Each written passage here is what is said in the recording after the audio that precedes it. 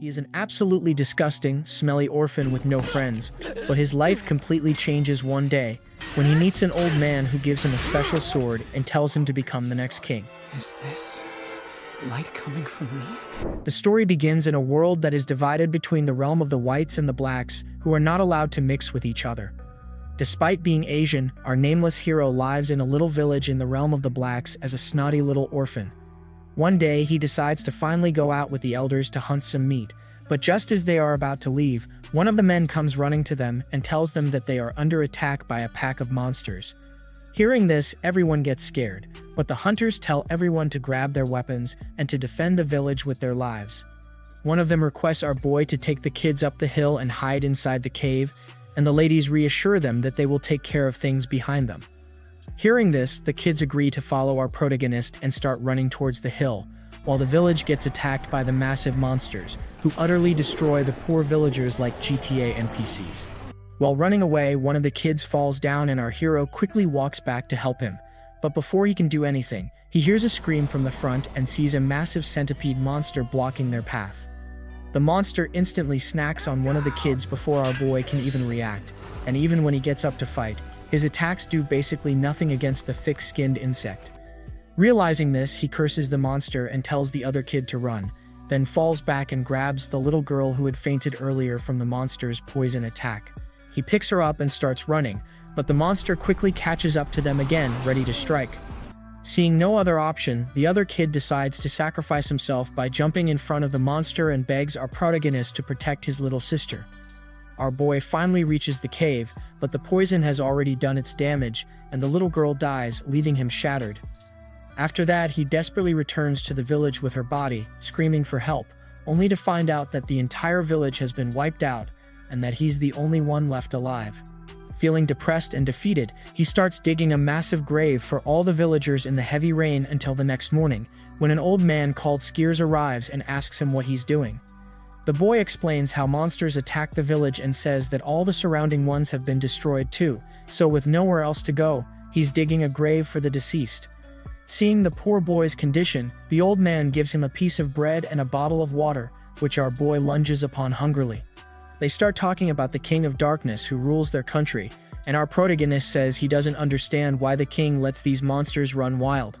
Skiers says the king must have his own concerns, but our boy asks if he's concerned about the right things, because to him, the right thing is for everyone to be happy. After a bit of back and forth, he quietly goes back to digging the hole, and says he'll keep digging it until the sunshine reaches the bottom. Skiers gets impressed after seeing the boy's potential, and suddenly throws him a sword, telling him to fight. At first, our protagonist thinks Skiers wants him to get stronger and fight for his people, but Skiers quickly denies it. He acts like he's seriously trying to kill him, saying that the King of Darkness has the right to kill anyone on a whim, and that Skiers himself was once a candidate for the throne. So if our boy just sits around mourning the villagers and digging holes while waiting for help from the sky, then it's better for him to die. His Irwin-like speech shakes something inside the boy, who finally sets his mind to become the next king, or at least someone who brings smiles to people's faces. Unlike earlier, his swordsmanship improves this time, and he blocks all of Skiers' incoming attacks. He eventually knocks the sword out of Skiers' hand and wins what seemed like an ordinary duel. Skiers starts laughing and drops to his knees, saying it's finally time for him to head to heaven or maybe hell. He reveals his true identity as a noble from the capital and advises our protagonist to take his sword and head there. He tells him that whoever holds that sword is considered the head of the family, and once he arrives, he must declare himself as the Prince of Darkness, the rightful successor to the King of Darkness. He further adds that there will be a knight named Valus who will accept him if he proves his worth through swordsmanship and earns his recognition. He says that this world is broken, and it's his job to fix it once he takes the throne. As the old man begins to die, tears start flowing from our boy's eyes, and something strange begins to happen. A wave of pure light surges through his body like he's entering some kind of Super Saiyan state, and that sudden energy even jolts Skiers' eyes open for a moment. With a smile, Skiers finally dies in peace, leaving everything to our protagonist. So far, all of this has been taking place on just one side of the world, the Kingdom of Black on Earth. But there is another side to this world as well, called the Kingdom of White in the Sky. The scene shifts to Queen Iris of the Kingdom of White, who is fighting off the monsters piercing through the sky and invading her realm. Unlike the dull King Fritz from Attack on Titan, Queen Iris is active and powerful, using her magical energy to erase the monsters, but no matter how many she eliminates, more keep coming. The White Knights also arrive, led by their commander Fuse, along with a group of mages led by Shima. The mages channel magical energy into the knights, who then strike the monsters down with brilliant swordsmanship. As the battle rages, Iris observes the growing black portal and keeps a close eye on its rapid expansion. After dealing with the monsters, they return to their homes. Fuse and Shima are siblings, along with their younger brother Theo, much like the Vermilion siblings from Black Clover. They talk about how Queen Iris could defeat the King of Darkness using the power of their progenitor runes alone, but she's restricted from unleashing their full potential. Shima wonders if Iris is holding back to maintain the balance of the world, but Fuse immediately stops her from saying more, believing that Iris actually intends to wipe out the entire Kingdom of Black.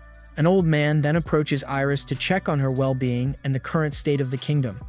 She tells him that she's not sure if her power alone is enough to stand against the growing strength of the Black Kingdom, so she asks him to gather a group of knights and begin training them for the battles to come. Back in the Kingdom of Blacks, the protagonist takes the sword left behind by Skiers and walks through the streets of the capital.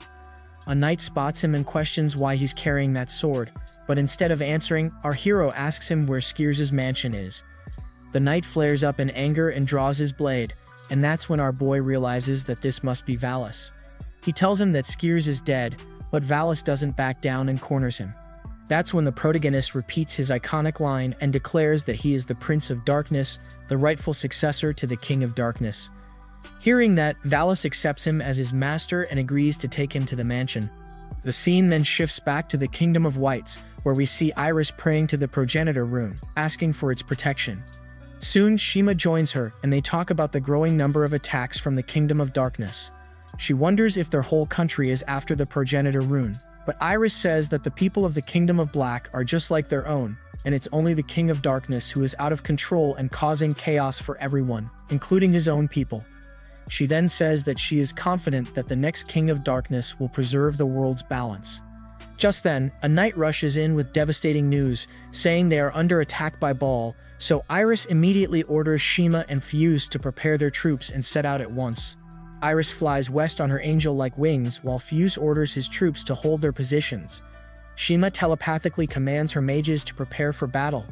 Baal, a ruthless monster with a body as tough as steel and wings that let him soar through the sky, watches the panicked evacuation with amusement.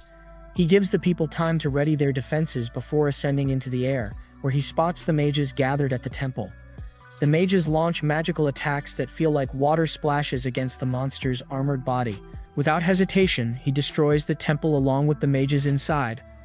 Down below, knights fire arrows that barely scratch him but manage to catch his attention. Baal charges forward to crush them, but Atlantia, the elven leader, appears and directs the knights to focus on evacuating the people and promises to handle Baal himself. The scene shifts to Fuse and Shima as they head to face Baal, when a soldier tells them that Knights of Darkness have appeared ahead, using Baal's invasion as a distraction. Fuse quickly changes his plan and orders his knights to confront those Dark Knights. Moving forward, they encounter two knights who claim to be deserters. Fuse commands them to drop their swords and kneel, and they obey. The two insist they are peasants forced into the war, trying to earn the White Knight's trust. Suddenly, dark energy envelops them, turning them into uncontrollable puppets that grab their swords and attack. More Black Knights emerge, charging forward, and the White Knights prepare to fight back. The scene changes back to Atlantia, who commands three spirits controlling basic elements to launch a simultaneous attack on Baal, but it deals no damage to him, and in response, he strikes them down brutally. Atlantia realizes Baal is an invincible monster and thinks that he is doomed, but then Iris lands nearby and sees the fallen mages who sacrifice themselves protecting the people. She engages Baal, striking him with her sword and magic. Though powerful, her attacks do no damage to Baal's metallic body, so she tries to draw more power from the rune, but Atlantia reminds her that she cannot exceed the limit and makes her stop. After that, he sends his spirits to support Iris, but unexpectedly, Baal withdraws from the battle. As the sun rises, the knights arrive to aid the survivors while Iris prays for them. Shima approaches and informs Iris that Black Knights appeared along their route, disguised as normal humans, but Fuse dealt with them, and hearing this makes Iris mad. Back in the Imperial Palace of the Kingdom of Blacks, a monster meets Valis and asks about the king's whereabouts as he wants to discuss how his followers were defeated in a pointless invasion in the sky. He insists that the Black Knights are not savages who only invade, but just then, black energy surrounds the monster and chokes him to death. It turns out to be the King of Darkness who is returning to his throne. The king says that he despises the light and wants everything to be covered in darkness. According to him, darkness on earth and light in the sky cannot coexist, and he will not rest until he defeats everyone in the sky. But first, they must deal with the world's egoist, Baal. Valis returns home to find the self-proclaimed Prince of Darkness waiting. The prince asks where he has been, and Valis says that he was at the Imperial Palace, meeting with the king because he serves the king and his potential successors. Our protagonist realizes that Valis is loyal to the prince, and that much is certain. With that, he tells Valu that he has been waiting for swordsmanship practice because he cannot become a king without mastering the sword. Valis agrees but puts down a stack of books first and says that a king must understand how to run the government and feed his people, and that he must also improve his speech if he wants to become the king. He then tells him that they will start his sword training tomorrow. The young prince seems to understand all this and begins reading. After that, our boy spends his days reading books and practicing swordsmanship with Valis. Days later, Valis praises him, saying he is stronger than when he first arrived. Still, the prince is not satisfied and wants to get stronger to catch up with Valis. Valis shows him the clothes Skiers used to wear at his age and says that he is sure Skiers would be pleased if the prince makes good use of them. Lady Grossa, a horned warrior resembling Albedo from Overlord, patrols the barren land with her knights. Tired from the heat, she stops to rest midway, complaining about why someone like her, the successor to the throne, is being made to scout a place where nothing ever happens. Just then, a knight spots a horde of monsters hovering in the sky. Eager to prove herself, Groza springs into action and unleashes her power, turning the monsters into ash in an instant. Her knights cheer her on, and she basks in their praise until a monster nearly ambushes her from behind. Right then, the protagonist appears and cuts it down in one clean strike. She thanks him for saving her, and he simply turns with a gentle smile, saying he's glad she's safe. That one smile sends her heart spinning. She fumbles with her words, blabbering nonsense while he walks away, unaware of the storm he's left behind. She stands frozen, staring at him like she might never see her prince again. Her knights snap her out of her daze and ask if she wants to say anything, so she quickly calls out to him and says they were looking for him. They meet at a restaurant, where she explains that the palace wants him to compete against the other successors. If he ranks first, he'll be awarded the Great Sword of Black and officially recognized as a true Prince of the Darkness. As she talks, she notices how warmly he looks at Skier's sword and realizes how much it means to him. At another table, a red-haired baddie listens in, clearly concerned about the Great Sword. In the Kingdom of Whites, Iris sits alone on her throne, lost in thoughts about what happened the previous day. Shima enters and snaps her out of it, saying she is heading out to oversee the reconstruction of the destroyed area. When she realizes Iris was spaced out, Shima wonders aloud if the previous queen used to get lost in thoughts like this too. But she soon leaves to do her job, leaving Iris behind in the empty throne room. The scene shifts to the past, back when both Iris and Shima were candidates to inherit the throne. Back then, Iris was cheerful like a girl in love. After they finish praying to the progenitor rune, they talk about what it means to become queen. Shima says the queen stands at the center of maintaining balance with the darkness, which is a heavy burden. She sometimes finds it scary and doesn't want to stay cooped up in one place forever out of boredom. But Iris is more laid back. She wonders if queens sneak out at night to have fun. Shima had invited her for dinner that night and mentioned that Fiyus was looking forward to it. Iris, being completely dense when it comes to romance, assumes it's because it has been a while since they last met. Later that night, Iris visits the siblings. After a pleasant dinner, Fiyus offers to walk her home. On the way, she admits she feels like deadweight to them, but Fiyus reassures her. He says the wild plants she gathers taste good, which she brought up earlier. But instead of confessing properly, the idiot says he loves the plants. After he sees her home safely, she asks him about the role of the Queen of Light. Fiyus doesn't really know either, but he says that thinking about it isn't pointless. She thanks him for the encouragement and decides to figure it out on her own. One day, she stands on the edge of a cliff, gazing at the peaceful sea of clouds stretching to the horizon. She knows that once she becomes queen, this view will hold a different meaning. Suddenly, a black aura invades the kingdom. She runs to alert the knights, but before she can reach them, the black energy surrounds her. She doesn't panic and instead dispels it with her magical power. The sky lights up with radiant colors, and a voice calls out from above. It might be the progenitor rune. The voice declares Iris the next queen and warns her that she will face loneliness and must fight through it. Iris accepts the responsibility and vows to protect the kingdom and maintain the balance. Meanwhile, the protagonist joins the competition organized by Groza to decide the next king. The winner will receive the Great Sword of Black. Candidates from different races gather in the arena, all fired up and ready. Groza explains that each candidate must fight monsters locked in the prison. The two who perform the best will face each other in a final duel, and if anyone feels like their life is at risk, they are allowed to withdraw. The competition begins as the prison gate opens and creepy lion-like monsters walk out of there. Each contestant rushes in to fight their assigned monster, but our boy stays still, thinking back to when his village got destroyed. He realizes that these are the exact same monsters, and lets his memory fuel his anger as he takes one of them down with a single strike.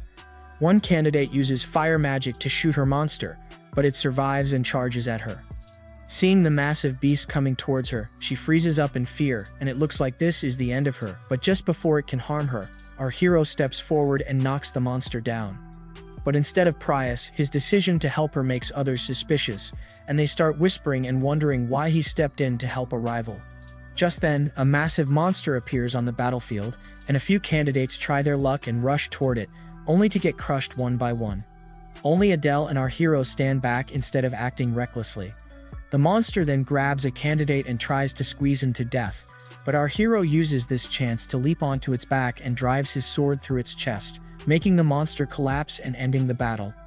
At the end, only Adele and the protagonist are left behind, and Groza announces that they'll face each other in a final duel once preparations are complete. Inside the building, Groza overhears Adele asking our boy why he helped that girl earlier. The protagonist says that he helped her because she needed it, and that's enough. But Adele doesn't see it that way. He says if he wants to become the king of darkness, then he shouldn't help others because no one cares if he dies or not, and that he's speaking from his own experience. In response, our guy says that if killing and abandoning people is the only way to become king, then he'll make a new one for himself. After that, the long-awaited duel begins, with Adele striking first and attacking the protagonist from all sides, but our boy blocks each blow skillfully. Their swordsmanship is evenly matched, but our hero has the power of plot armor with him, so he shows him why he's the main character. He steps forward and knocks Adele's sword away with one swing and corners him with the blade to his neck. Adele asks why he isn't finishing him off, and our guy says that he wants to protect people and spread smiles. Adele quickly rolls back and grabs his sword again, charging in, but the same thing happens again with our boy disarming him and holding the blade to his neck, but this time Adele gives up and accepts defeat.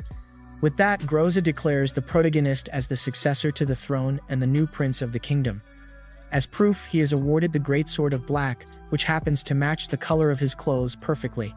As he walks through the building, Adele formally introduces himself and asks for his name, but the prince says nothing. He then meets Valis, who says that he's come with a message that needs to be delivered to the Kingdom of Whites, and only the first and second in line to the throne are allowed to go there as special envoys. The protagonist and the other two get on the ship that floats into the sky using magical power. Groza tells our boy to be careful, as just because they're envoys doesn't mean they're safe, as the two kingdoms are still at war. Adele agrees with her and looks at our hero, asking if he's even capable of doing the job because he's the quiet type and not exactly someone who's good with words, and this mission is important. She says that their lives depend on it, and one wrong move means they're dead. In the end, Adele proposes to take over as the envoy, while the prince acts as his bodyguard, and the other two agree to this plan, while the ship continues its flight. Once they reach the harbor, Fuse is the first one to greet them by pointing a sword straight at their faces. Naturally, our protagonist draws his sword back, but before anything happens, Adele steps in and handles the situation smartly. He apologizes on our boy's behalf and says that a bodyguard has every right to protect the envoy. Besides, Fuse should have already been notified of their arrival. Our hero takes out a scroll with the official message, and one of Fuse's knights steps forward to take it. Adele keeps calm and tells them to lower their swords, and that they didn't come there to start anything, and besides that, Fuse doesn't have the authority to turn them away. Fuse coldly replies that he can say the envoys turned violent, and that he had to cut them down, but Adele calmly asks if the queen would believe that. Fuse replies that as a knight, It's his duty to protect the queen from all threats, so Adel tries to reason with him. He says that not everyone in their kingdom wants war, and it's only their king who's gone mad, and the people can't do anything about it. So he wishes for a new king to rise who doesn't rule like a dictator. He hopes that maybe then, both of their kingdoms could get along. His words finally seem to get through to Fiyuz, and the knight lowers his blade and asks Adel's name, before heading off to inform the queen and prepare for their arrival. As Fiyuz escorts them through the city, the protagonist looks around at the bright, lively town and thinks that it feels a lot different, warmer and lighter than their kingdom of blacks. But he also notes the suspicious eyes of people who look at them as outsiders. Eventually, they reach the imperial palace where they're asked to wait. When Queen Iris finally steps in, the moment freezes for our boy. He locks eyes with her and can't look away. It's quiet, but there's something between them already. Adel kneels down and introduces himself as the messenger of the king.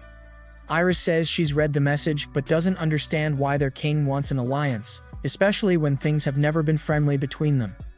Adel responds that they have a shared enemy referring to Baal and says that they need to deal with him together.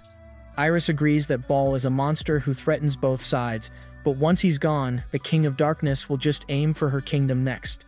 The protagonist softly mumbles that it would only happen under the current king. Adel explains that the king plans to resign soon, and the Kingdom of Blacks wants lasting peace with the Kingdom of Whites. Her old advisor doesn't buy it and questions everything, but the final decision rests with Iris, who pauses for a moment and tells them that she'll give her answer another day. After that, Fiyuz takes them to a guest room. There, the protagonist casually asks him what kind of woman Iris is, and the way he says it makes Fiyuz furious. He tells him not to speak of her so informally, but Adel quickly steps in again and apologizes on our boy's behalf and shifts the focus back to the real issue at hand, and the protagonist nods and says he'll watch his words from now on. Later that night, Adel finally snaps and says ever since they got here, the protagonist has done nothing but create problems. He says that he doesn't know what's going through his head, but they're surrounded by people who are ready to kill them the second they mess up. They all believe the Kingdom of Blacks is in the wrong, and Queen Iris might be planning to use this alliance to gain the upper hand in the war. But the protagonist cuts him off and says that Iris feels different, to which Adel shakes his head and walks away. The next morning, they stand before Iris again. Before answering the alliance offer, she asks the protagonist that as someone who came from the common people, what do the citizens of the Black Kingdom think?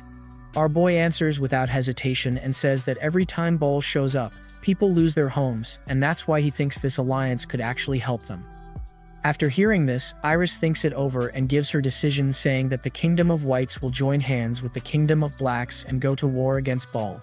The next morning, Shima enters the throne room to speak with Iris, but she isn't around. Instead, Fiyuz is slouched on the throne. He shows Shima a message from the King of the Dark, and she instantly understands that Iris has gone to fight alongside the Dark Knights against Baal. Both envoys are staying here as guests, and Fiyuz is making sure they don't cause any trouble. Still, he's observed that they don't seem like bad people. Shima decides she can't judge them until she meets them herself, so she plans to do that later. Meanwhile, Baal appears at the Dark Kingdom's border. This time, the walls are fortified and ready, as they're preparing to face Titans. Valis is leading the troops, and he gives a rousing speech to lift their spirits, much like Erwin once did. He charges in and confronts Baal head-on, swinging his sword wildly, more like a fly pestering an elephant than a real threat. A horde of dark energy-infused monsters rush in to support him, but Baal wipes them out in seconds. Another wave of creatures arrives and forces Baal toward the kingdom's outer wall. On Groza's command, a rain of arrows falls on Baal, but none of them leave a scratch. Even Groza's own attack does nothing. As Baal draws near, she panics and leaps from the wall. Baal crashes through with his wings and ends up facing Valis and another army of monsters. They try to trap him using magic circles, but Baal overpowers them without effort. A group of mages manages to hold him back with magic, giving Valis and Groza a chance to strike with everything they have. Their efforts fail. Baal roars so loudly that everyone freezes. He starts gathering energy to finish them off, but just in time, the King of Darkness appears and stops him. The king warps his people to safety, surrounds Baal in dark energy, and launches an attack. Even that strike isn't enough to take Baal down. As Baal prepares his next move, Iris shows up and restrains him with her white magic. Together, the Dark King and Iris trap Baal inside a mountain filled with molten lava. They seal the opening to keep him burning forever.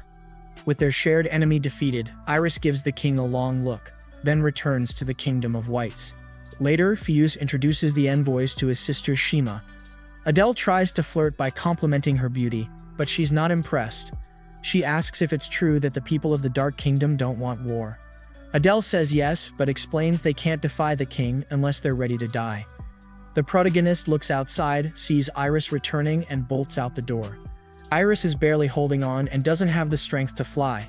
She lands but stumbles, and the prince catches her in time. He supports her against a wall as her followers arrive. She's in pain and clearly exhausted. They rush her to bed, where she remains restless. Shima checks on her and concludes that Iris used herself as a medium for immense power, which has left her body in a dangerous state. She asks Fiyus to announce the result of the alliance to the envoys. Fiyus doesn't want to leave her side but ends up going. Later, Adele visits the protagonist's room and teases him, saying Shima seems like his type. He also hints that the prince might have feelings for the queen. The protagonist denies it and says he's only worried about her condition. Realizing he crossed a line, Adele apologizes. As he's about to leave, Fiyus barges in and scolds him for entering rooms without permission. Adele, as usual, stays calm and jokes that he didn't expect the Knight Commander to show up at this hour. The protagonist asks about the queen's condition. Fiyus snaps that it's none of his concern, but then softens his tone and says she'll recover soon. He's clearly jealous. Fiyus announces that Baal has been defeated and the alliance terms were fulfilled without disaster. Their mission is complete, so Adele decides they'll say goodbye to the queen and return to their kingdom. Meanwhile, Groza heads home, looking forward to a long bath. On her way, she meets Valis, who hands her a scroll and assigns her the duty of delivering it to the Kingdom of Whites. Iris has now recovered a bit, and both envoys stand before her.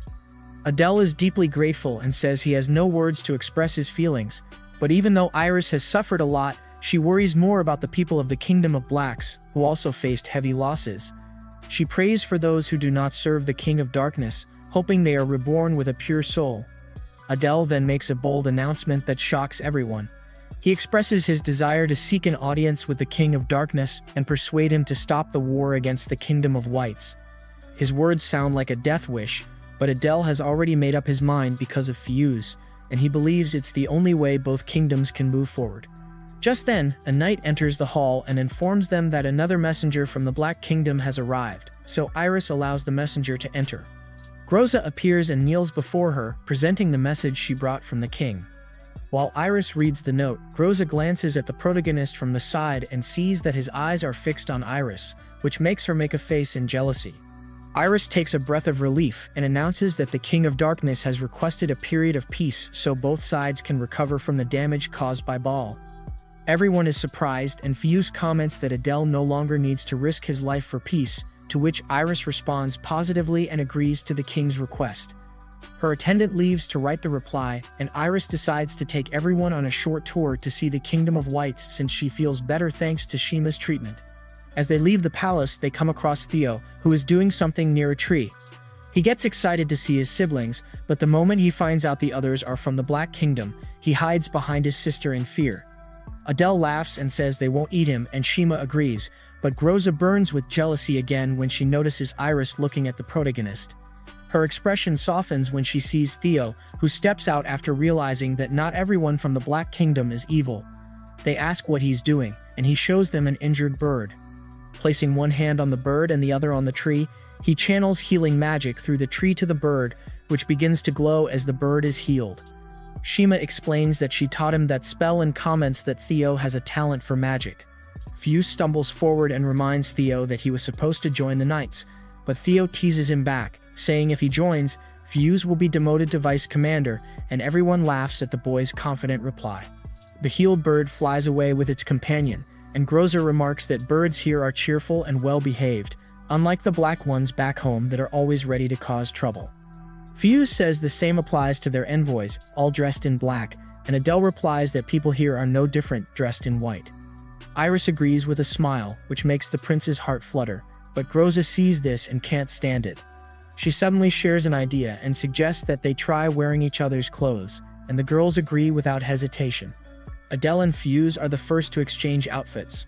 They feel awkward but go through with it. Adele asks the protagonist if he wants to try, but he declines. Now it's the girls' turn, so they head to the dressing room. Groza wonders whose dress she should try and picks Iris's, which doesn't please her. Shima suggests that Iris try on Groza's dress since no one else can wear the queen's outfit. Groza immediately removes her outfit, and Iris puts it on, but it doesn't fit her well. Groza praises how it looks and urges her to show it to everyone, but Iris makes a face, clearly unimpressed, and Groza clicks her tongue, trying to embarrass Iris in front of the protagonist. Shima steps in and offers to switch dresses with Groza, who agrees. When they come outside, the boys look bored, but the protagonist, ever loyal, keeps his eyes on Iris. Adele and Fuse praise their outfits, and Adele asks the protagonist for his opinion. He lowers his head and casually says they both look good, even though he hasn't formed an opinion. They decide to play a game of chess using animal-shaped pieces like cats, but Fuse, the commander of the Knights, loses every single game. He gets frustrated but stays determined to win at least once. Shima thinks it's time to go back and let the envoys rest, but Iris insists on staying since she rarely gets to play with everyone like this. Theo says